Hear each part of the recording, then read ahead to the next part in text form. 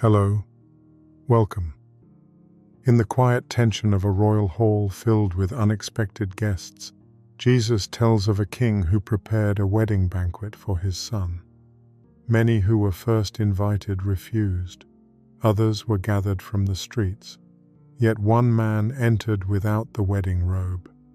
In the cultural background of the ancient Near East, a royal host or king traditionally provided appropriate wedding garments or festive robes to guests at the door, especially when guests were gathered hastily from the streets. Thus, the man was speechless because a free robe was available to him, but he stubbornly chose to wear his own clothes. He sat among the guests thinking his own covering was good enough. The king saw him and asked how he had entered without the proper garment. The refusal became a public insult that mocked the king's honor. You may sense the weight of coming on your own terms. These narratives draw you into the banquet hall with care, offering rest in the truth that the robe is given freely and must be received. The parable and its surprising villain. The parable of the wedding banquet in Matthew 22 moves through three distinct movements, each one more unexpected than the last. The king's invited guests refuse the invitation. The king's servants are killed. The invitation goes out to the streets, to everyone available, good and bad. And the banquet hall fills with people who had no reason to expect an invitation and every reason to receive it with gratitude. And then, in the middle of the filled hall, the king notices a man without a wedding garment. This final scene has puzzled readers across the centuries, not because it is difficult to understand what happened, but because at first glance it seems unfair. The man had been gathered from the streets along with everyone else. He had not been given time to prepare. How could he be expected to have appropriate wedding attire for a royal banquet he had not anticipated attending? The answer to this question is the theological center of the entire parable, and it requires understanding a custom of the ancient Near East that the original audience would have recognized immediately. In the cultural context of royal banquets in the ancient Near East, it was the established practice of a generous host, and especially of a king, to provide appropriate garments to guests who arrived without them. This was not a minor courtesy. It was a central feature of royal hospitality, particularly when guests were gathered hastily or unexpectedly, as these guests clearly had been.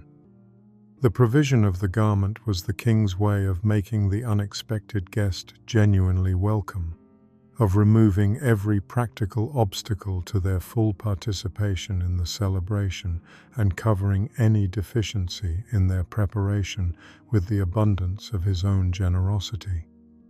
A robe was available at the door. Every guest who entered the banquet hall had been offered it. Every guest who sat at the tables inside had received it. The hall was full of people wearing the king's robe, people who had come from the streets, who had been plucked from their ordinary daily lives and brought into a royal celebration they had never planned for, who were wearing garments they had not owned an hour before, because the king who invited them had provided what their circumstances could not have produced. Every guest, that is, except one. This man had looked at the robe offered at the door and had chosen his own clothes instead. Not because the robe was unavailable, not because the provision had been insufficient, but because he had decided, in the moment of entering the king's banquet, that what he had brought from the street was adequate, that his own garments were good enough for the king's hall, that the provision the king was extending was not something he needed to receive. He walked past the offered robe and sat down in the clothes he had arrived in. When the king moved through the hall and found the man without a wedding garment, he asked a question. "Friend, "How did you come in here without a wedding garment?" The man was speechless. This is the detail that unlocks the entire scene. If the man had been unable to obtain appropriate clothing, if the robe had not been available, if the provision had not been extended, if his arrival had been so sudden that there was genuinely no opportunity to address the deficiency, he would have had something to say. He would have been able to explain. He would have had a defense. He had nothing to say because there was nothing to say. The robe had been offered. He had declined it. The silence in the face of the king's question was the confession that could not be made into words. The acknowledgement that his presence without the wedding garment was not an accident or an injustice, but a choice made at the door to bring himself to the king's feast on his own terms rather than on the king's. The speechlessness was the verdict. The theological significance of the man's choice becomes clear when the cultural background is held in view alongside the parable's narrative position. At the end of a sequence of teachings in which Jesus had been confronting the religious establishment's fundamental refusal of the kingdom he was announcing. The Pharisees and chief priests who surrounded Jesus in the temple courts, to whom the parable was addressed, were people who had refused the garments that the king was offering. They had their own garments, centuries of religious tradition, meticulous law-keeping, impeccable credentials within the covenant community, the accumulated wardrobe of a religious establishment that had developed such elaborate systems of external righteousness that the garment the king was offering at the door appeared, to eyes trained by those systems, to be unnecessary. They did not need the robe, they had their own. This is the self-righteousness that the man without the wedding garment embodied. Not the self-righteousness of someone who openly dismisses the king's generosity. The subtler and more dangerous self-righteousness of someone who walks into the king's hall wearing their own carefully maintained garments and sits down at the table with the composed confidence of someone who is certain that what they brought from the street is adequate for where they are now sitting. The robe that the king provided at the door was the righteousness that comes as gift, the righteousness that no amount of street clothing could replicate, that no history of careful self-presentation could substitute for, that was available to every guest who entered and was the only garment appropriate for the king's table.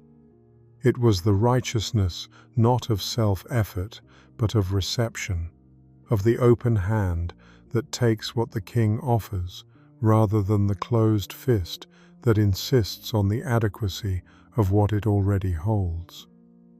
The man at the door had seen the offered robe and had made the calculation that it was not needed.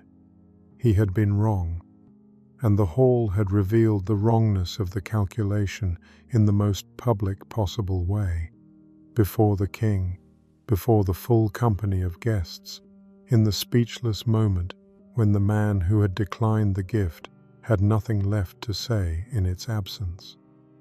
In the culture of the ancient Near East, to decline the garment offered by a royal host was not simply a personal decision about what to wear. It was a public statement about the host, a declaration made visible to every guest in the hall that the host's provision was insufficient or unwelcome or simply not needed. The man's choice to wear his own clothes in the king's banquet was therefore not a private act with private consequences. It was a public insult dressed in ordinary clothing. The rejection of the king's generosity made visible to everyone who could see the one guest sitting in the hall without the garment that everyone else was wearing. A hall full of people in the king's robes and one person in their own street clothes. The contrast was unmissable. The insult was legible to everyone in the room before the king ever asked his question. The man had, by the choice he made at the door, made a statement about the king's hospitality that the king's hall was now displaying to the entire company. To accept the robe was to acknowledge the king's provision as necessary and sufficient.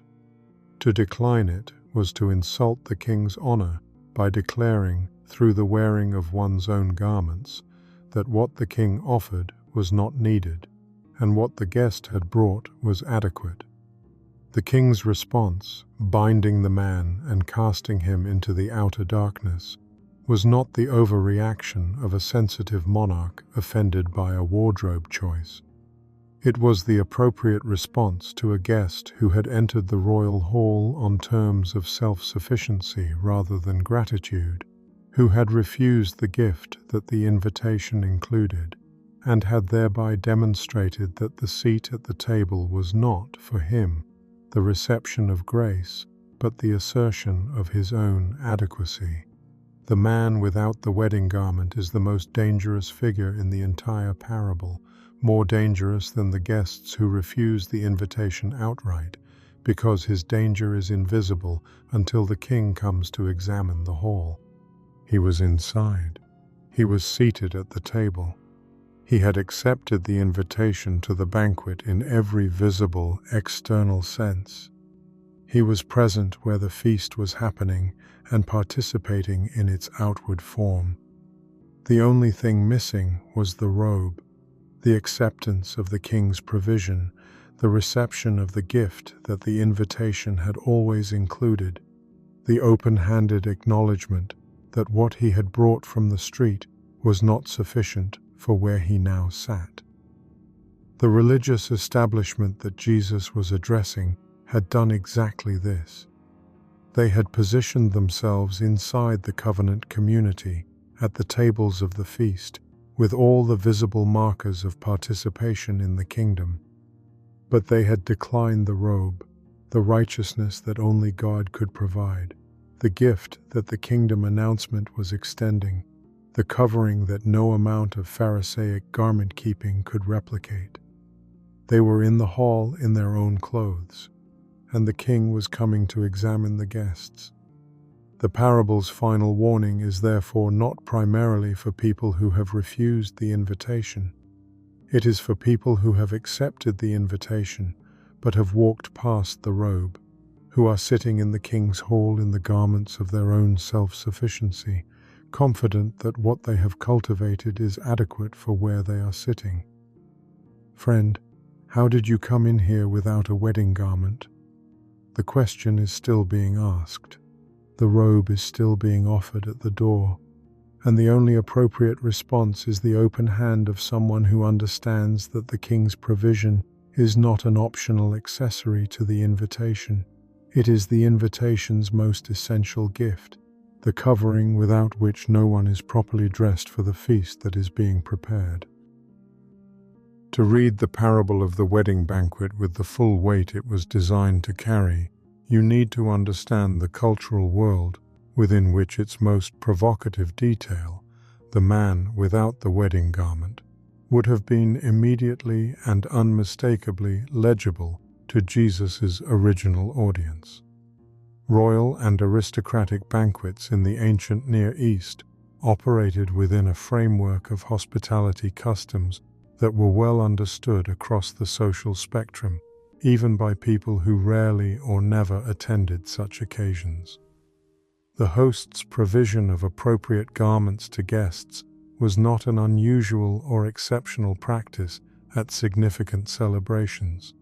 It was an established expression of the host's honor and generosity, particularly when guests were gathered hastily, or when the gap between the guest's ordinary circumstances and the occasion's demands was significant. The practice appears in various forms across the ancient world. In the broader cultural memory of the Near East, the provision of clothing as a gift of honor and welcome was a gesture that communicated the host's willingness to extend his own resources to bridge whatever gap existed between the guest's condition and the occasion's requirements.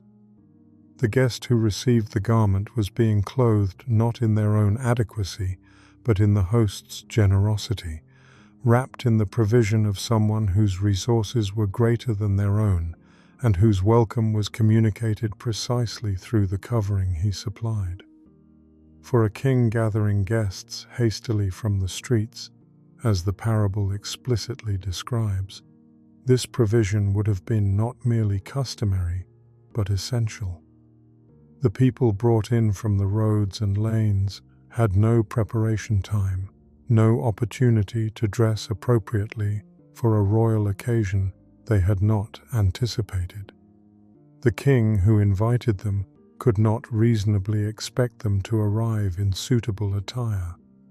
The garments provided at the door were the king's acknowledgement of this reality and his provision for it, his way of removing every practical obstacle to genuine participation in the celebration, and of communicating through the act of clothing that the welcome was real and complete. The Jewish audience listening to Jesus tell this parable would have heard the wedding garment within a framework of scriptural and theological associations that gave it immediate resonance beyond its social and cultural dimensions. The Hebrew scriptures consistently employed the imagery of clothing as a theological metaphor for righteousness, the condition of a person before God described in terms of what they were wearing rather than merely what they were doing.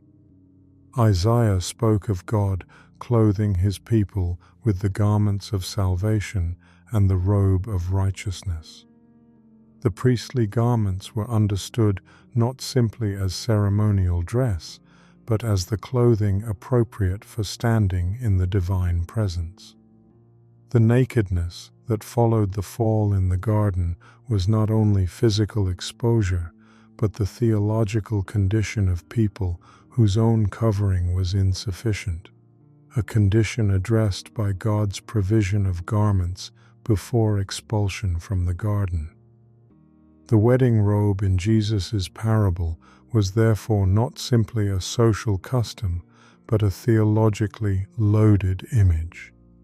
The garment provided by the king was the righteousness that the king supplied, the covering that made the guest appropriate for the royal hall, not through anything the guest had produced, but through what the king had made available at the door.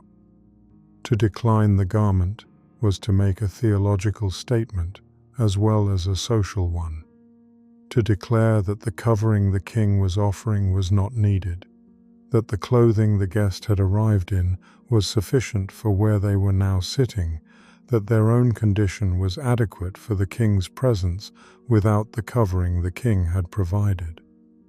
The parable's narrative arc, from the originally invited guests who refused, to their destruction, to the invitation extended to all, to the man without the wedding garment discovered among the gathered company, follows a theological trajectory that Jesus' audience in the temple courts would have understood as a direct address to the history of Israel's relationship with the covenant and the kingdom being announced. The originally invited guests who refused were the leadership of Israel, the people who had received the prophets and the law and the covenantal invitation of God across centuries of preparation, and who had, generation after generation, declined or mishandled or murdered the messengers who brought the invitation.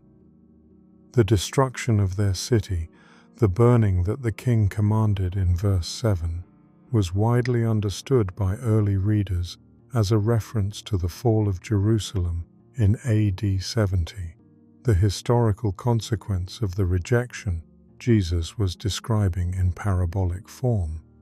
The invitation extended to all, to the people gathered from the streets, good and bad alike, was the extension of the gospel beyond the boundaries of the originally invited community to the nations, the Gentiles, everyone who had not been on the original guest list, and who received the invitation purely on the basis of the king's decision to extend it. This expansion of the invitation is the grace that makes the final scene's warning so important. The parable was not simply describing the replacement of one group of invited guests with another. It was describing the radical, boundary-crossing generosity of a king whose invitation, when refused by those who expected to receive it, went out to everyone, and whose provision at the door of the banquet was available to all who entered. The robe as the righteousness of Christ. The theological tradition that has read this parable across the centuries has consistently understood the wedding garment as a symbol of the righteousness that God provides through Christ, the covering that is not earned or produced by the person who wears it, but received as the gift of a host whose resources are sufficient to dress every guest who enters through the door.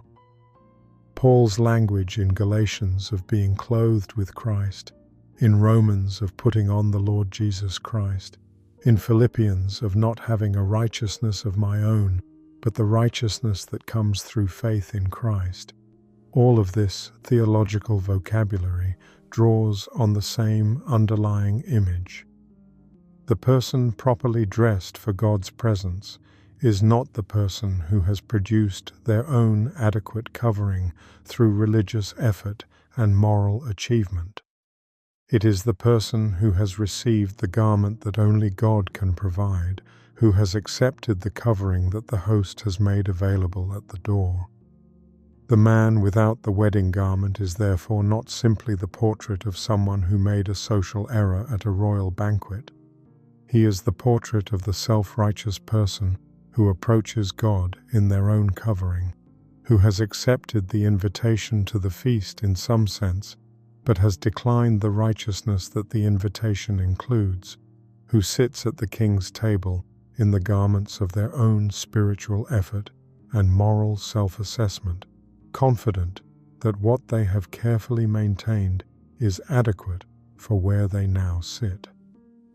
The Pharisees and chief priests who received this parable in the temple courts were wearing their own clothes, meticulously maintained, carefully tended, publicly displayed, and entirely insufficient for the hall they were claiming to occupy. The robe was available at the door. They had declined it in favor of their own, and the king was already moving through the hall. The man who walked past the offered robe and sat down in his own clothes was not, in his own estimation, doing anything wrong.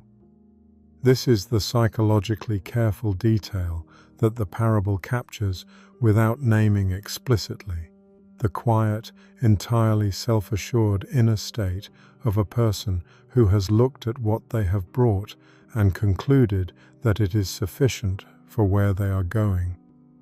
He was not defiant in the dramatic sense. He did not refuse the robe with visible contempt, or argue with the attendant at the door, or make a scene about his preference for his own clothing. He simply declined, with the calm, unremarkable confidence of someone who did not believe the robe was necessary, and walked into the hall and took his seat among the other guests and waited for the feast to begin. This is the psychology of self-righteousness in its most subtle and most dangerous form, not the loud, aggressive pride of someone who openly declares their own adequacy. The quiet, settled assumption of someone who has never seriously entertained the possibility that their own covering might be insufficient, who has not examined the question of whether what they brought from the street is adequate for the king's hall, because the question has never felt urgent enough to examine. Modern psychology identifies this pattern as a form of motivated reasoning, the tendency to evaluate evidence about our own adequacy with considerably less rigor than we apply to evidence about other people's inadequacy. We are by default the judges of our own sufficiency, and the judgment we render on ourselves is almost universally more generous than the judgment an outside observer would render, because the evidence we attend to is the evidence that confirms the conclusion we prefer. The man in the king's hall had been his own judge of his clothing's adequacy. He had looked at what he was wearing through the eyes of someone who had selected it, maintained it, and arrived in it, and he had found it sufficient. What he had not done, what the psychology of self-assessment almost never does without external disruption, was look at it through the eyes of the king whose hall he was now sitting in. When the king came through the hall and asked his question, the man became speechless. The silence was not the silence of someone who had been wronged and was processing the injustice. It was the silence of a person whose self-assessment has been suddenly exposed as inadequate by an external standard they had not previously taken seriously. The confidence that had carried him through the door and into the seat was not available in the moment the king's gaze registered what was and was not there. Psychologists who study the collapse of self-protective confidence describe a phenomenology of this moment. The sudden, disorienting experience of seeing yourself as you are seen by someone whose perception of you carries authority that your own self-perception cannot override. The man had been entirely comfortable with his clothing as long as his own assessment was the relevant one. The king's assessment replaced his, and in the replacement, the adequacy he had assumed was simply not there. He had nothing to say, because the silence was the honest acknowledgement that could not be put into words. The robe had been available, he had declined it, and the declining had seemed reasonable at the time, and now in the light of the king's examination, it was plainly, irreversibly exposed as insufficient. The psychological portrait implied by the contrast between the man who refused the robe and the guests who accepted it is one of the most practically important dimensions of the parable for people who recognize themselves in the refuser. The guests who had accepted the robe at the door had experienced something that the refuser had not: the release of a person who has acknowledged that their own covering is insufficient and has received what the king was offering instead.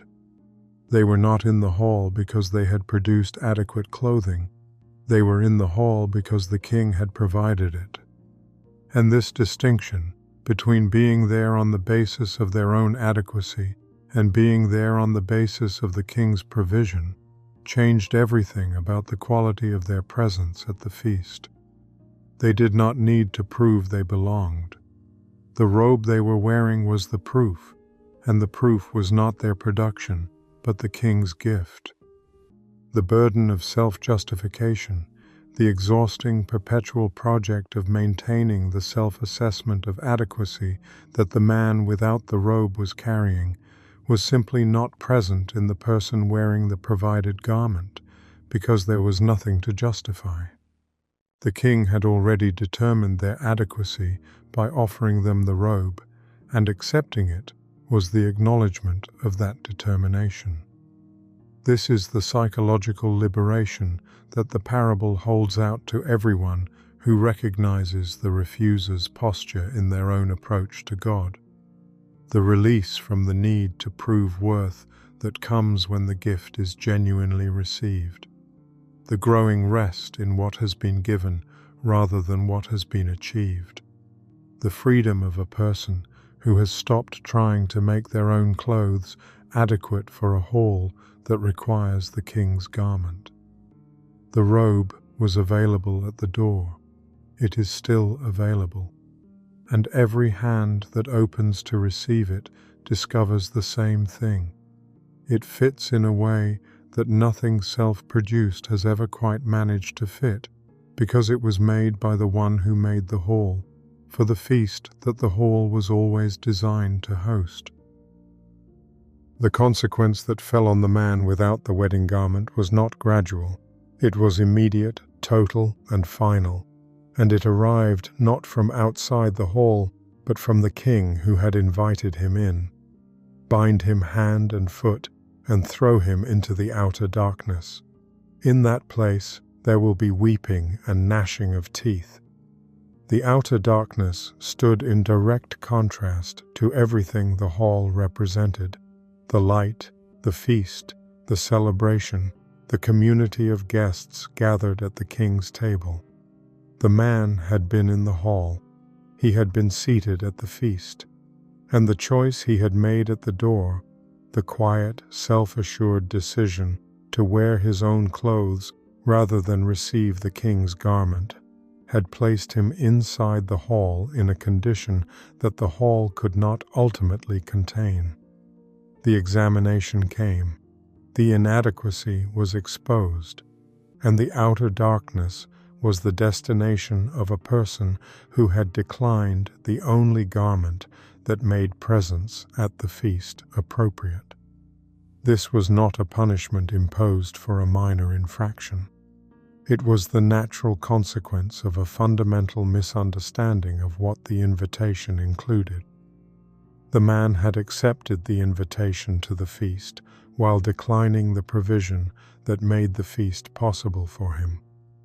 He had separated what the king had joined together: the welcome and the garment, the invitation and the covering, and the separation had been exposed as untenable the moment the king moved through the hall.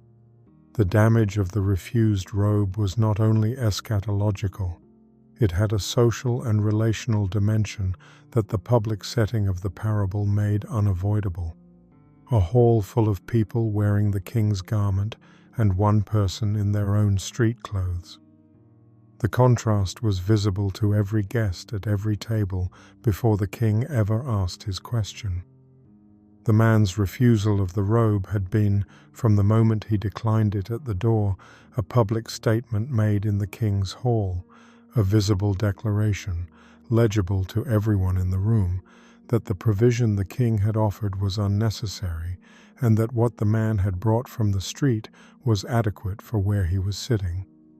This was the insult that the cultural context made legible.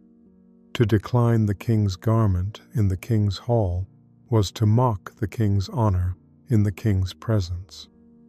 The guests who surrounded the robed man were the living evidence of the king's generosity, each one wearing the proof that the king's provision was real and sufficient. The unrobed man was the living counter-evidence, the claim, displayed in worn street clothing among the king's garments, that the provision was not needed. The public shame of the exposure was proportional to the public nature of the insult.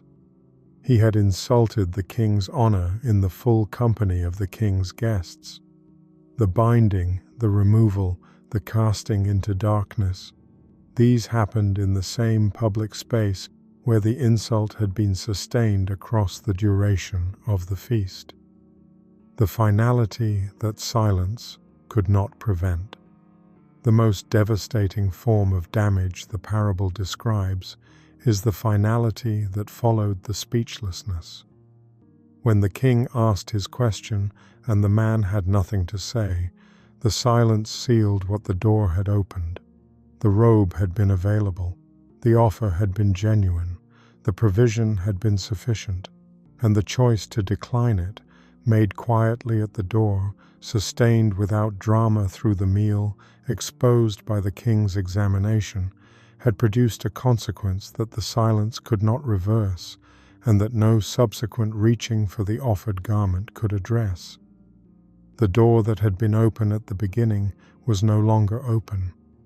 The garment that had been available at the entrance was no longer available in the hall. The feast continued inside.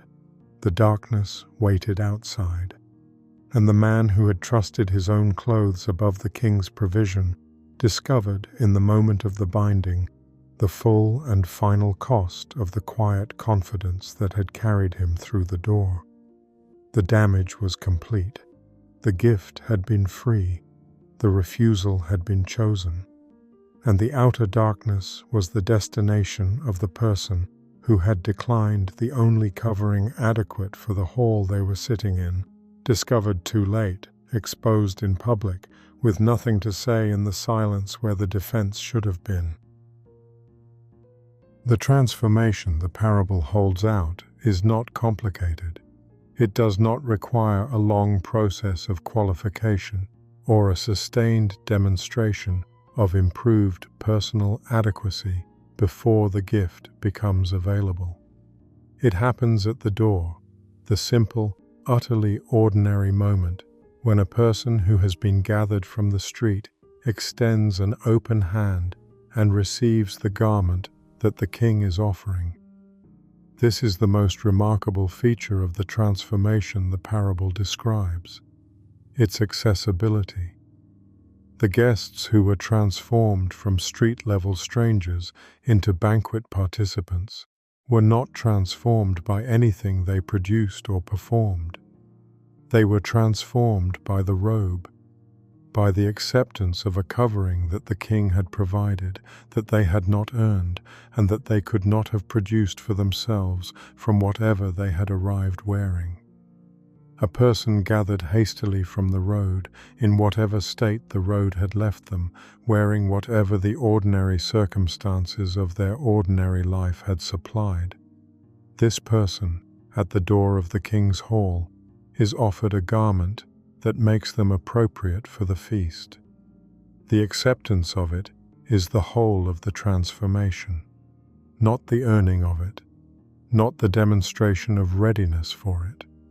The open-handed, humble, honest reception of what the king is giving rather than the closed-fisted insistence on the adequacy of what they brought.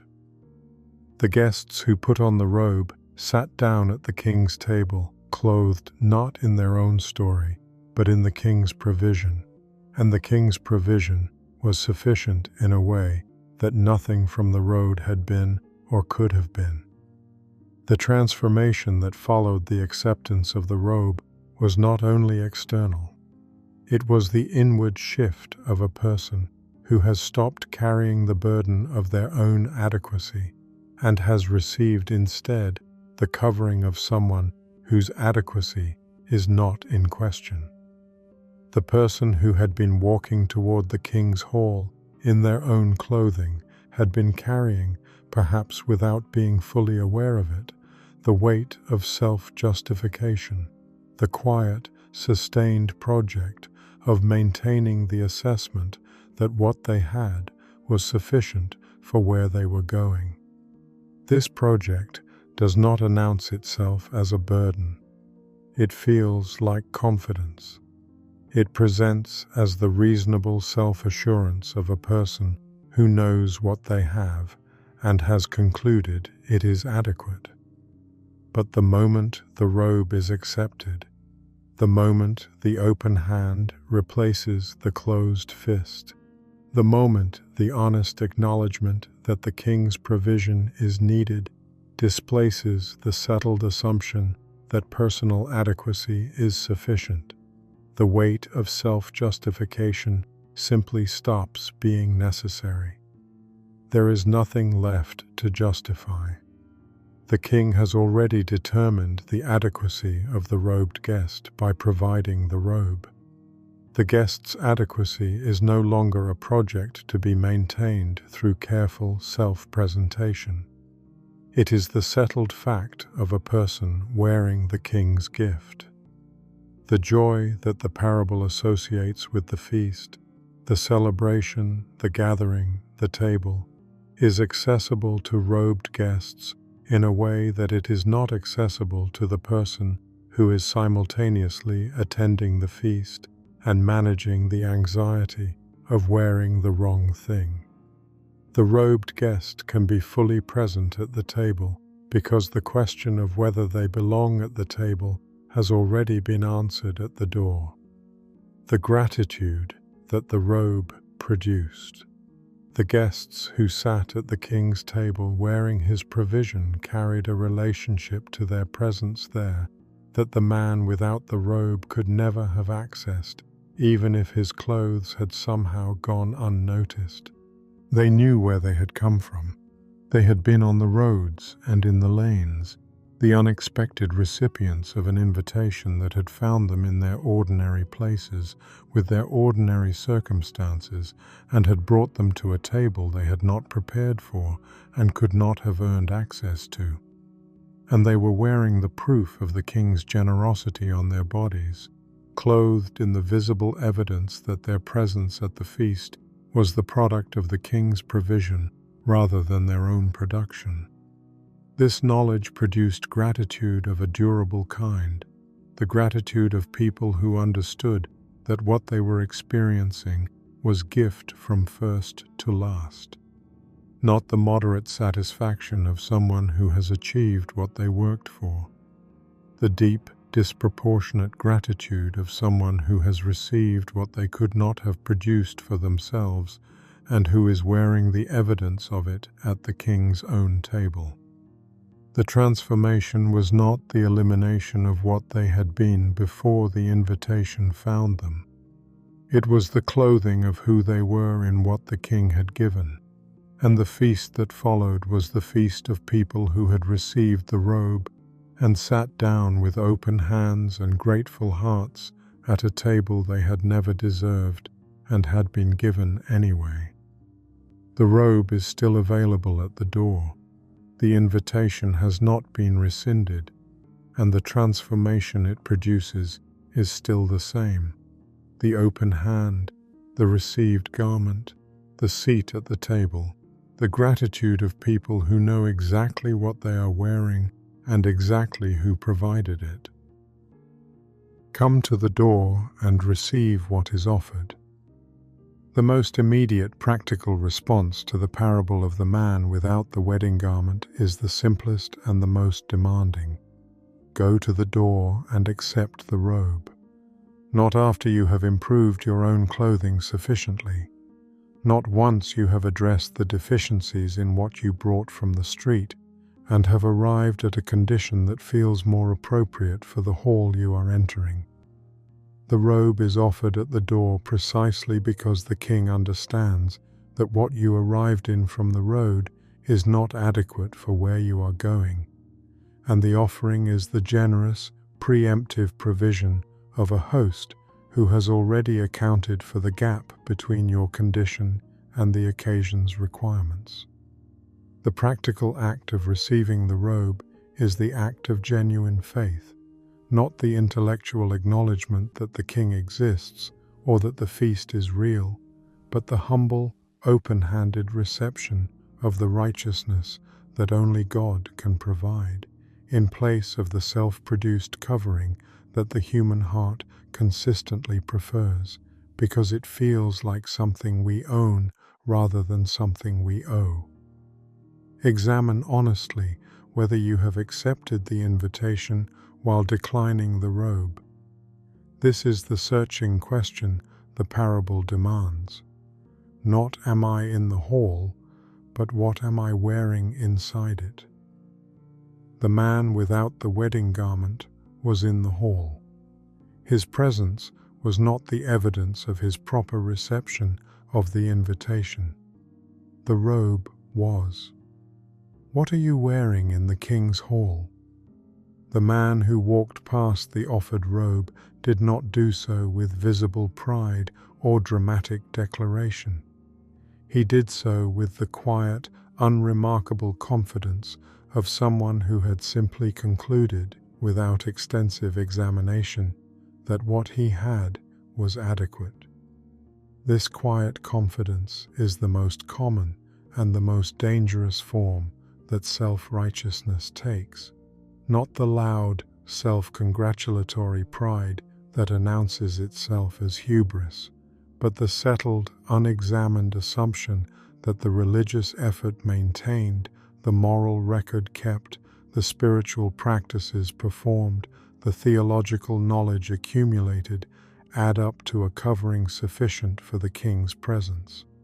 when this thought arrives, and it will arrive, because the human heart consistently gravitates toward the self-made account of its own adequacy, refuse it. Not with elaborate argument, but with the simple, practical, returning act of remembering what you arrived in from the road and what the King provided at the door.